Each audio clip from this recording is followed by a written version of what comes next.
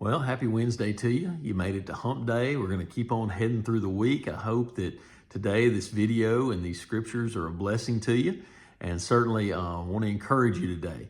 And so if you enjoy these videos, please like, subscribe to our YouTube channel, all those things. If you would rather just listen instead of watch, I totally get that. And you can go to Spotify and you can search there for Deliberate Orthodoxy, and you can subscribe there, and you can get these every day and listen to them there on Spotify as well. And so anyway, we're going to go ahead and jump on into our questions and answers for today. And the first big question is, does God allow a distinction between biological sex and gender? And the answer is no. To introduce gender as a new category of personhood in pursuit of a new sexual identity is unnatural to the creation order and harmful to the purpose for which God created us. And the second big question is, does God permit us to change our sex? And the answer is certainly not.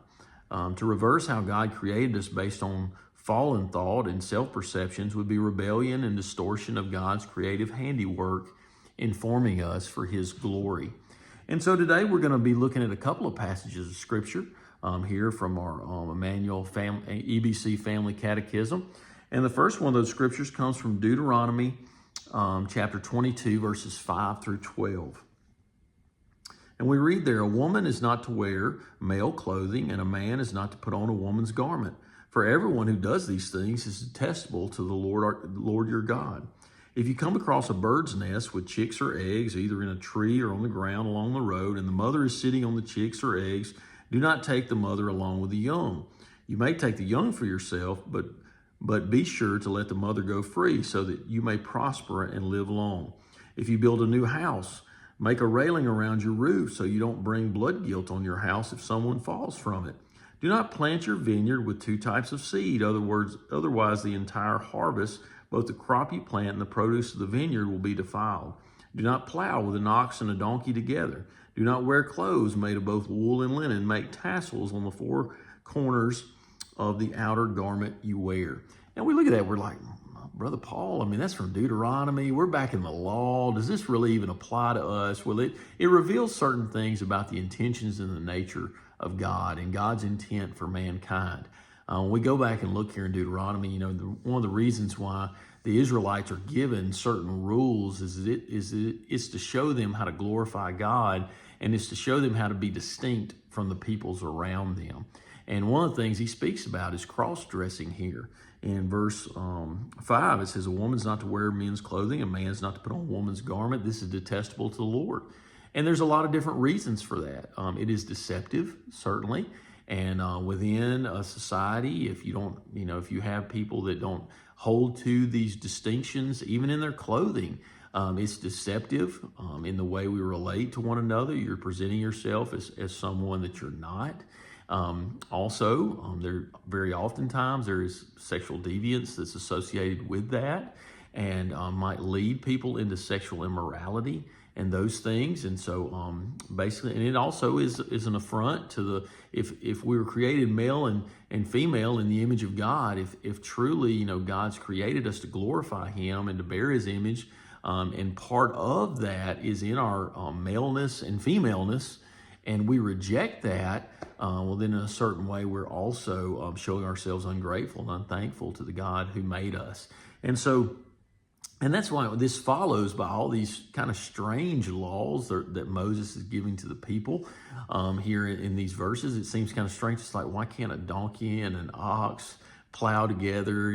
Why can't they plant these two different kinds of seed, in the same field? But the idea is that God has put certain distinctions within His creation, and if we are prone to corrupt those in different ways, and all things are to be orderly and out of chaos. When we bring order out of chaos, we glorify the Lord, because that's what He did in creation. He brought order out of that which was formless and void. And so we're not trying to create chaos. We are those created in His image to have dominion over this earth, and to do so in all things that God's put under our hand. We're to be about emulating His good nature in those things. So if you're a Christian today, certainly you can see the goodness of God in this, but also instruction for daily life. And then our other passage of scripture that we have to read today is Deuteronomy 23 and verse 1, where it just, now this one is a little more, a little more off color. That's why I saved it for the end here, okay? And it says, no man whose testicles have been crushed or whose penis has been cut off may enter the Lord's assembly. Now, this would not have been done on purpose, probably at this point in time, although it may have been, because the making of eunuchs, okay, a eunuch would be a man whose testicles have been removed.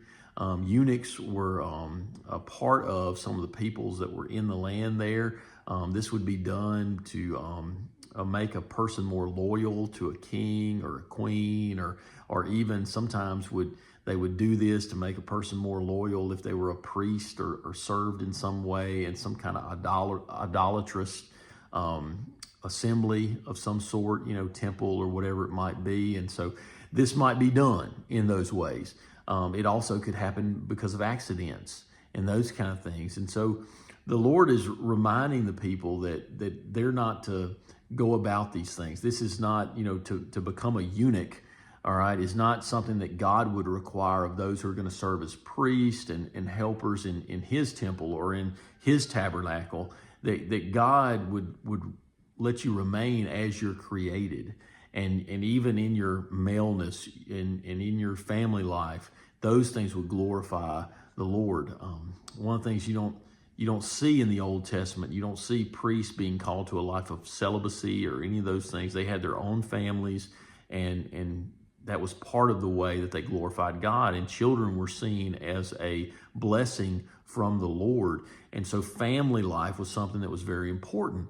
And family life was part of God's intention from the very beginning, from creation. Marriage, the rearing of children, those things glorifies the Lord.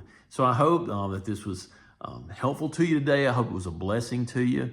And certainly we just want to thank God for his goodness, his creation, and his love toward us. God bless you. You have a great day.